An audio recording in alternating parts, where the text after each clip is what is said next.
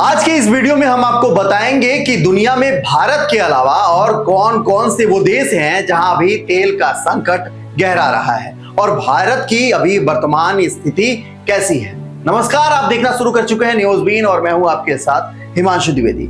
Middle east में Iran के आसपास बढ़ते युद्ध के हालात ने पूरी दुनिया की ऊर्जा सप्लाई को हिलाकर रख दिया। तेल और गैस इसमें सबसे अहम रूट जो माना जाता है होर्मुज़ स्ट्रेट, इस पर खतरा मंडराने से कई देशों में ईंधन संकट गहराने लगा है। उससे हमारा देश भारत भी अछूता नहीं रहा, क्योंकि बीते दिनों तस्वीरें आई कि कैसे गैस गोदामों में बड़ी बड़ी लाइनें लगने लगी, बड़े बड़े रेस्टोरेंट और जो ढाबे हैं वो बंद हो गए। भारत पर भी इसका गहरा असर देखा गया, लेकिन उससे कहीं ज्यादा मुश्किल में वे देश हैं जो पूरी तरह तेल और गैस के लिए खाड़ी देशों पर ही निर्भर हैं। इनमें कुछ ऐसे भी हैं जो पहले से ही ऊर्जा संकट झेल रहे हैं, अब फिर से महंगे ईंधन और सप्लाई की अनिश्चितता से जूझ रहे हैं, जिसके चलते वहां की अर्थव्यवस्था दम तोड़ने लगी है। ईरान में अमेरिका और इजराइल की ओर से ताबड़तोड़ हो रहे हमले ने ईरान के तेल कुएं हो या फिर गैस फील्ड, सभी को अमेरिका और इजराइल ने टारगेट किया।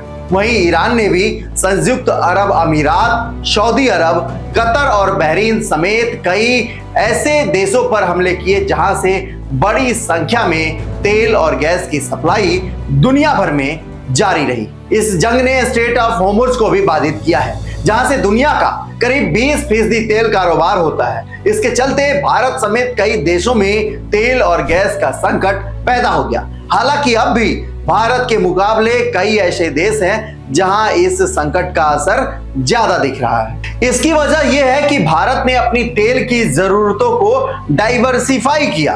वहीं पाकिस्तान, जापान, थाईलैंड और कोरिया जैसे देशों को ज्यादा परेशानी है। एक रिपोर्ट के अनुसार खाड़ी देशों से अपनी जरूरत का सबसे ज्यादा तेल आयात पाकिस्तान करता है। इसके बाद दूसरा नंबर जापान और तीसरा थाईलैंड और चौथा साउथ कोरिया का है। इसके बाद पांचवा नंबर भारत का आता है। साफ है कि ईरान में चल रही जंग से भारत के मुकाबले कहीं ज्यादा परेशान हमारा पाकिस्तान है, यानी हमारा पड़ोसी मुल्क है। इस संकट के चलते एक तरफ सप्लाई पर असर पड़ा है, तो वहीं कच्चे तेल के दाम भी $100 के ऊपर लगातार बने हुए हैं। भारत के बाद अपनी जरूरत का सबसे ज्यादा तेल आयात करने वाले देशों में मालदीव, ताइवान, चीन, श्रीलंका, मलेशिया, सिंगापुर, फिलीपींस है। पाकिस्तान ने तो अपने स्कूलों, दफ्तरों आदि को भी पाबंदियां लगा दी और उनमें ताले जड़ दी और लोगों को घरों में ही रहने के लिए प्रोत्साहित किया गया। स्पष्ट है कि संकट उसे ज्यादा परेशान कर रहा है। अब भारत की बात करें तो वो अपनी जरूरत का करीब 40% तेल मिडिल ईस्ट के देशों से आयात करता है। इसके अलावा भारत अपनी जरूरत की 80% प्राकृतिक गैस का आयात करता है। देश में एलपीजी सिलेंडरों की कमी है और उनका संकट पहले ही परेशानी पैदा कर चुका है। हालांकि तेल के मामले में एक राहत की बात यह है कि भारत अपनी जरूरत का 40% तेल ही खाड़ी देशों से आयात करता है। इसे भी घटाया जा सकता है, क्योंकि रूस, अमेरिका और नॉर्वे जैसे देशों के तौर पर उसके पास एक विकल्प है।